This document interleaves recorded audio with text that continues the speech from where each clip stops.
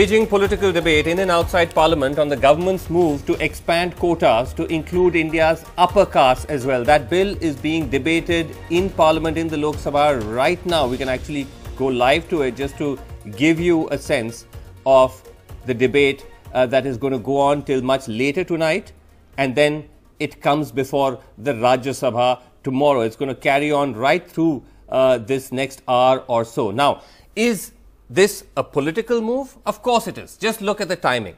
That's not really the question to be asking. The question to ask is, does it stand legal and factual scrutiny? And here are 5 reasons why it may not. Number 1, just look at the legislative challenge ahead. It needs to be passed by a 2/3 majority in the Lok Sabha, the Rajya Sabha, and half of state assemblies. This is at a time when the clock is ticking. The time is running down for the life of this government and for the number of sessions of Parliament that are possible between now and when elections start. Number 2, the history of courts striking down such attempts of introducing additional quotas. Now, the Finance Minister said in the floor of Parliament that this is an economic quota. It's not a caste quota. But the Narasimha Rao government in 1991 had bought quotas for economically backward categories. That was struck down by the court. In 2008, the Kerala government also brought quotas for economically backward classes, struck down. And then multiple attempts at trying to breach the 50% cap put by the Supreme Court, struck down. Haryana in 2014 with Jat reservation, struck down. Gujarat in 2016 with Patidar reservation, struck down. Maharashtra in 2014 with Maratha reservation, struck down. The Supreme Court saying that backward classes cannot be determined only with reference to economic criterion. It may be a consideration in addition to social backwardness, but it can never be the sole criterion. This is, of course, from the famous Indira Sahni order of 1992. Number 3 reason why this entire move could be a non-starter, because this is all about government jobs and where are the government jobs. Government jobs data shows has been shrinking since 2012. And that is the chart which is telling you how gradually the number of government jobs which are being put out by successive governments has been falling one after another right through the life of this government as well. Also, the vacancies at the moment are only 4 lakhs. There are totally 36 lakh posts at the central government. We're only talking of the centre, by the way, and only 4 lakh posts, 11% vacancies. That's all that's available for the approximately 12 million job seekers that enter the market every year. And the final reason is whether the cap is unrealistic. The suggestion is that only up to 8 lakhs, everybody who is in the 8 lakh category, up to that is now going to be included in this new quota. But if you look at the tax data, and this is now not on the basis of families but individuals, because that's the only data we have, it could be anywhere between 70 to 90% of those who fall within the bracket of between about 5 lakhs to about rupees 9 lakhs of annual income. There's no figure for 8 lakhs. So we have the range of 5 lakhs to 9 lakhs. So that's almost 70 to 90%. That's virtually everybody. Does all of this make this entire process of bringing this quota unrealistic? Joining us tonight on the debate, we have with us Yogendra Yadav, co-founder Swaraj Abhiyan, Lalita Kumaramangalam, who's Director India Foundation and a member of the BJP, is joining us. Of course, Pawan Khera of the Congress continues to stay with us. Aarti Jerat joining us here. And we also have Desh Ratan Nigam staying on with us. Yogendra Yadav, these are some of the reasons that we could come up with to suggest that this was a move which is, apart from being clearly political, is also unrealistic. Is this a fairly accurate summary of where we stand with this quota attempt? Absolutely. Just looking at it slightly differently. Okay. Of course, there's a question of timing. Timing suggests pure cynicism. Just 100 days before election, the last day of effectively the last session, you come up with something like this without notice. What is it if not political gimmick? There is the question of constitutional validity. Of course, this particular issue is slightly different because this time the government is introducing constitutional amendment. But please remember, we are one of the few democracies in the world where constitutional amendments themselves are subject to judicial review. on the basis of basic structure of constitution. And about an hour ago, I heard two former judges of the Supreme Court, Justice Mathur and Justice Ganguly, saying clearly that in their view, it falls foul of the basic structure of the constitution. Right. There is, of course, the question of the design of it. And the only contribution I wanted to make to whatever you've said so far in the discussion is that this is such a redundant provision, because the element starting point of any reservation is to say, here is a group which is disadvantaged, which is underrepresented in jobs and education. Now, therefore, I would want to ask this government, please give me a shred of data to suggest that what you call poor, which is 8 lakhs or below, is a group which is seriously underrepresented in government jobs today. My estimate, and it's an estimate, I asked the government for better figures, my estimate is that what the government calls poor general category currently occupies at least 20 to 25% of government jobs today. So for a group which has 20 to 25%, for them to be promised 10% quota is a joke. It's a non-starter. It would not even begin to take effect. It would not give even one extra job to a general category poor. Okay. This apart, of course, from the question of where the jobs are, but Lalita Kumaramangalam, do you want to respond to that at the very outset? That where is, quite apart from the political timing of this, where is the data, where is the research, where is the empirical evidence to suggest that this upper caste or general category quota is anyway deprived of a slice of the pie? Vasu, we are not talking about caste quotas here. That's what we need to remember. And with all due deference to Mr. Yadav, for whom, Jogendra Yadav, for whom I have a great deal of respect, the fact is that any government that is going in for elections, about 3 to 4 months before that, any move they take is always called as a, a move to cheat the people who are going to vote for them. You would have seen the irony of the introduction of this bill. Before the bill was introduced, you will see that the idea was moved in Parliament. You will see that many parties had said that, had many criticisms for it, all of which I'm sure all of you know about. I'm not going to go on ad nauseum about that. But you'll also have noted that some of the parties, including the main opposition party, the Congress, have now in theory said, yes, I mean, okay, it's not a bad idea, and why shouldn't we try to introduce it? Now, this is the first time that economics has been taken as the basis for reservation. So far, it's always been caste. There's bound to be a great deal of disagreement with it.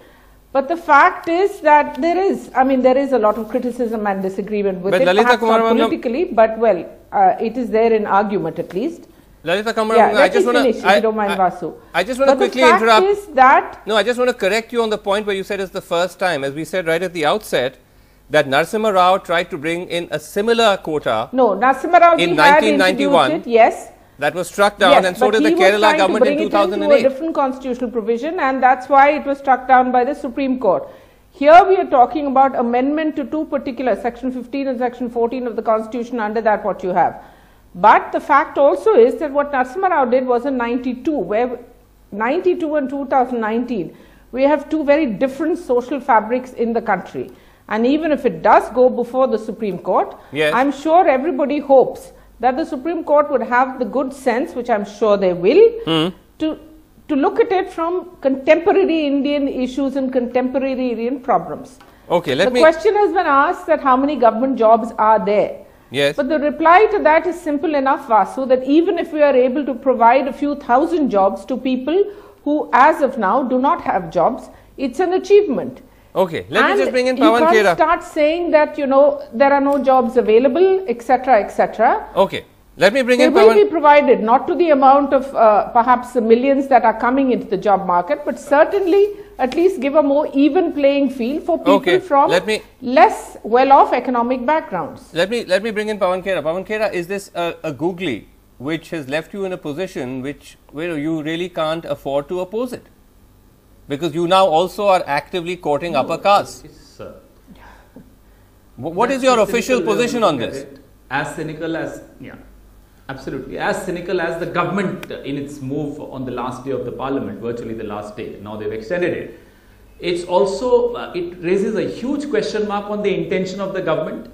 They are not serious. If they were serious, they would have done it at least a year ago, so that all the assemblies and in the entire country would have passed it. They would have been given time to debate on it, to maybe add some more qualifiers which would have helped more people. But what's your stand on it? Our official position is very clear. Yes.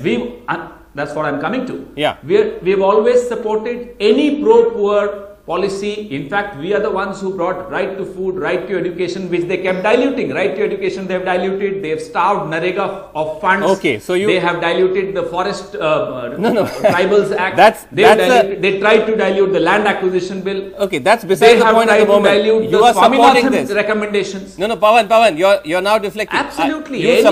You support this? No, I'm not deflecting. Sorry. No, but will you support this bill? That's a very unfair remark, Vasu. Okay, but will you support this bill? Vasu, finish my argument. Will you support this bill? I am not deflecting. I told you very clearly we support, notwithstanding the intention of this government, we'll support any pro-poor move by anyone, whether they mean it or not. Okay. We will support it. That's very clear. Having said that, we have every right to question their intention.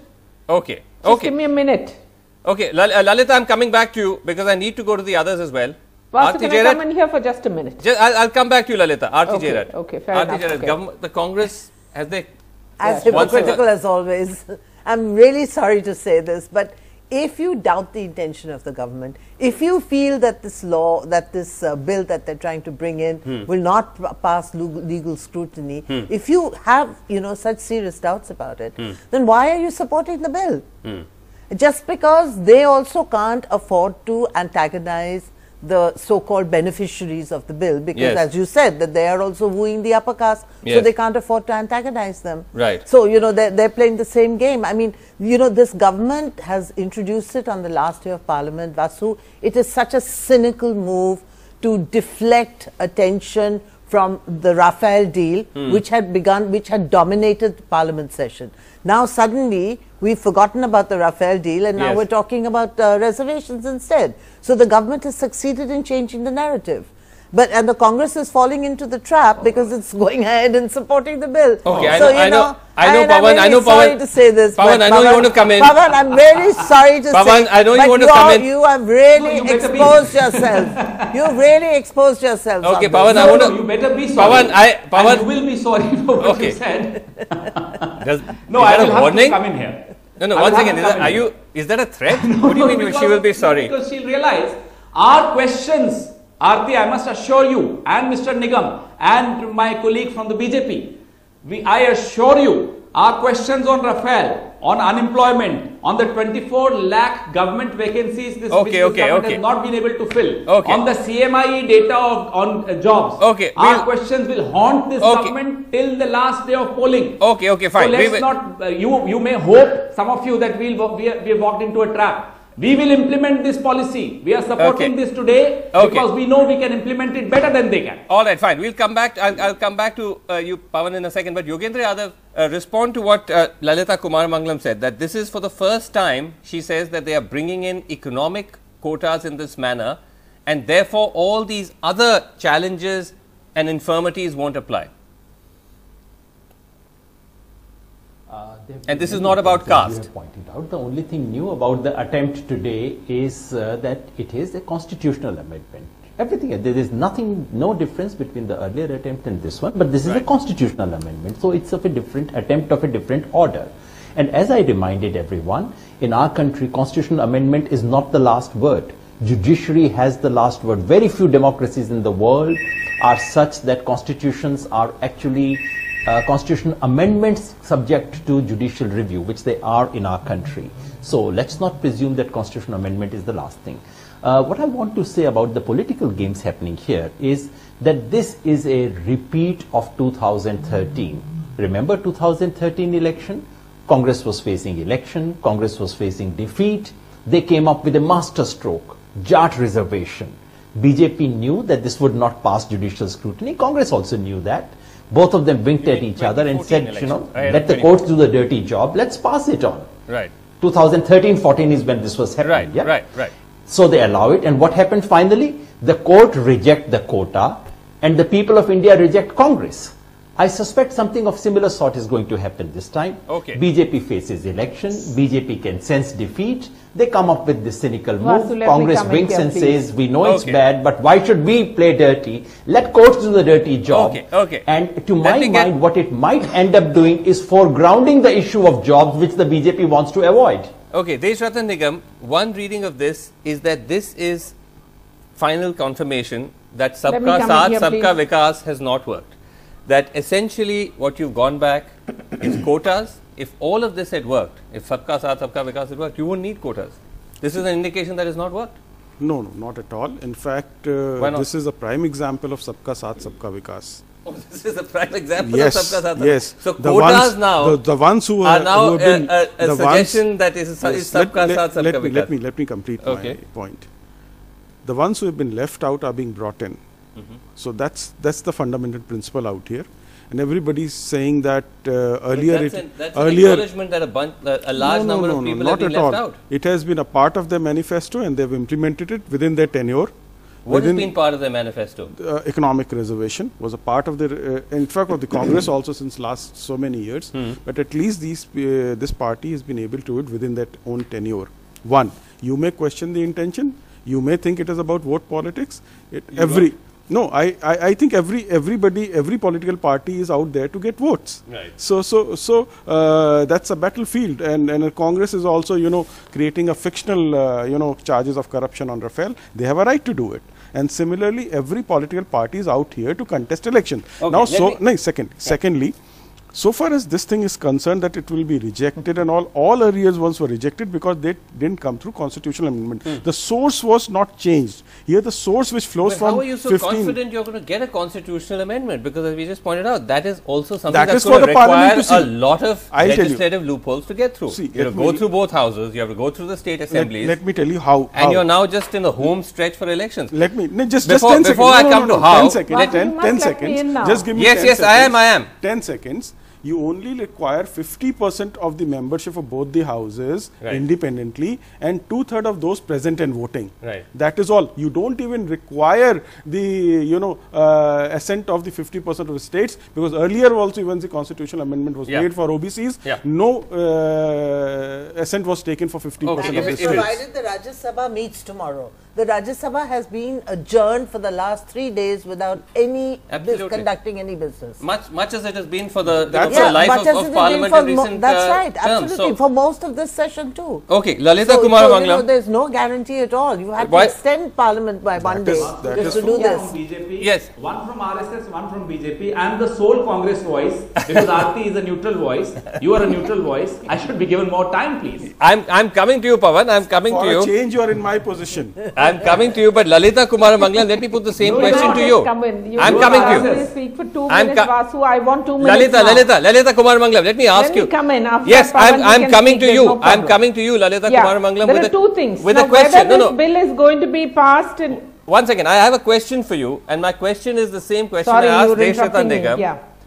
My Sure, question to you sure. is that whenever we would question the BJP saying, why don't you reach out to certain communities, like the minority communities, to try to reassure them, we would be told, Yeah. no, it's about Sabka Saath, Sabka Vikas. The Prime Minister is the Prime Minister of all 1 billion Indians, of all the, Gujaratis. The rising tide would Yes. lift all boats. There would be no special favors Yes. shown to anyone. Now we've come 180 degrees and we're saying that doing exactly the kind of quota politics which you criticized is actually Sabka Saath, Sabka Vikas. Explain this. Look, we are not talking about religion or caste here. I mean, in the sense that we are not talking about a particular religion. We are saying that this is based on economic reservation in a sense. In fact, most of it is based on the economics of castes that are hitherto not supposed is to caste be reservation. disadvantaged. But Those that- sections of population but that when have you say traditionally been Religion left also, out. irrespective of religion. Secondly, I just want to say, Vasu, let me finish, please. Okay, Let me go ahead. finish. Okay. We are not talking about religion or gender or anything of that sort here. Okay. Right. Let me just finish.